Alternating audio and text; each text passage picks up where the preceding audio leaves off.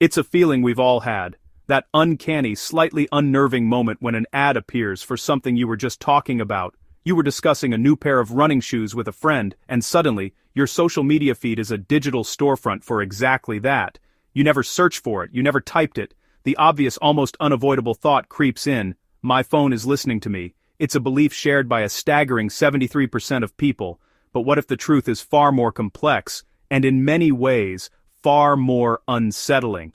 Your phone is not secretly listening to your conversations, but it already knows what you're about to talk about, and that's actually more scary. By the end of this, you'll understand exactly why this illusion is so powerful, what's really happening behind the screen, and how this technology is designed to predict your every move. Let's start by dismantling the biggest myth of all. The common belief is that your phone's microphone is always on, covertly recording everything you say and sending that audio to advertisers. This is the myth. The reality is far more constrained. For an app to constantly record your voice, it would need to overcome several massive hurdles. First, there's the technical challenge. Continuously streaming and processing audio is incredibly resource-intensive. Your phone's battery would drain in a matter of hours, not last the whole day. You'd also see a colossal spike in your data usage as gigabytes of audio files were uploaded to the cloud. It would be impossible to miss. Second, there are the legal and regulatory barriers. Privacy laws like GDPR and CCPA impose severe penalties for unauthorized data collection.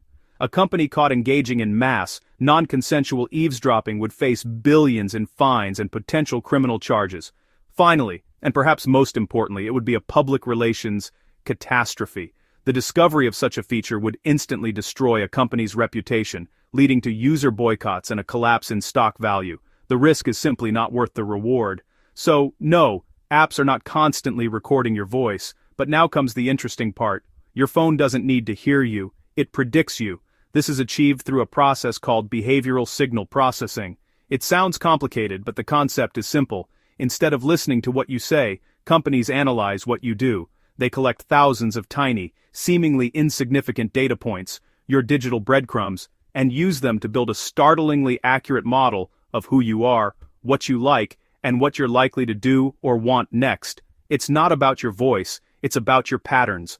Think about your daily interactions with your phone. Every web search you make, every article you read, every video you watch, and every post you like or share. The system tracks the routes you take on your map app, the places you visit, and how long you stay there. It knows which apps you open, how often, and at what time of day. It can even infer your sleep schedule based on when your phone is inactive at night and when you first pick it up in the morning. Each of these actions is a signal. Individually, they mean very little.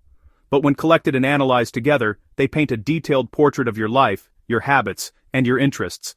This collection of patterns is far more valuable and reliable than raw audio. But the data collection goes even deeper than your active usage. Most people don't realize just how many sensors are packed into a modern smartphone, all of them quietly gathering information about your physical environment and behavior. These sensors can recreate your daily life with astonishing precision. The accelerometer and gyroscope, for instance, track your movement.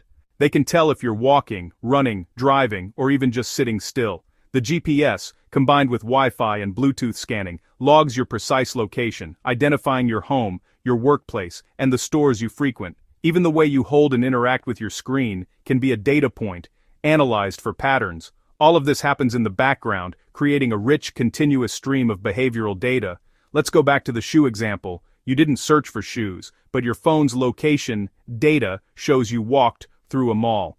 The accelerometer data indicates you were walking slowly, not just passing through.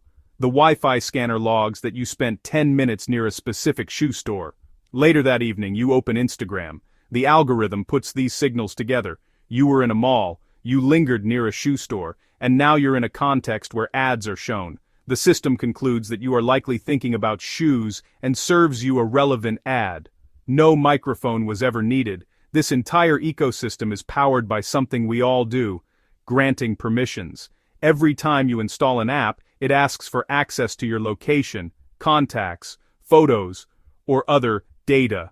In our haste to use the app, most of us tap allow without a second thought.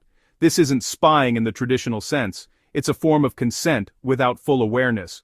You are technically agreeing to share this data, but the sheer scale and implication of that sharing is rarely made clear. When you compare the two methods, it becomes obvious why companies prefer behavioral data over voice data. Audio files are heavy, expensive to store, and computationally difficult to analyze accurately. You have to parse accents, slang, background noise, and context. Digital behavior, on the other hand, is clean, structured, and extremely predictive. It's a neat spreadsheet of your life, ready for algorithmic analysis. It's simply a more efficient and effective way to understand you.